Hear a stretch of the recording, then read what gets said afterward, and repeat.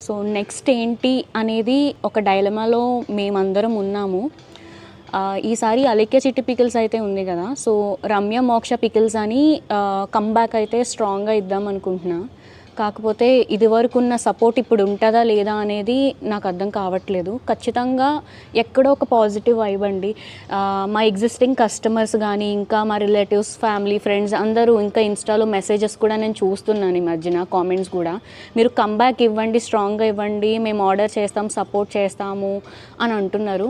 So ఈసారి పెట్టబోయే business ఏదైతే ఉందో 'రమ్య మోక్ష పికిల్స్' మీద, సో అది ఖచ్చితంగా అందరూ ఎఫోర్డ్ చేసే ప్రైజెస్‌కి మంచి క్వాలిటీ ఇస్తూ, మెయింటైన్ చేస్తూ, మంచిగా బిజినెస్ అనేది రన్ చేద్దాం అనుకుంటున్నాం. అండ్ మెయిన్ థింగ్ ఏంటంటే కస్టమర్స్‌తో మాట్లాడడానికి ఒక పర్సన్‌ని అసిస్ట్ చేసుకుందాము అనుకుంటున్నాము.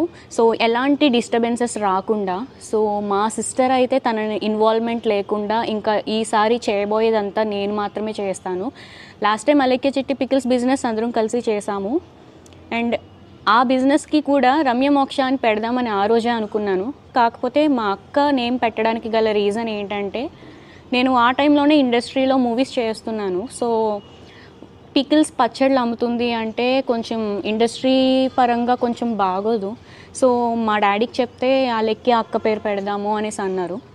సరే అక్క ఏదైతే ఏంటి అందరం కలిసి చేసుకునేదే కదా అని అక్క పేరు పెట్టడం జరిగింది.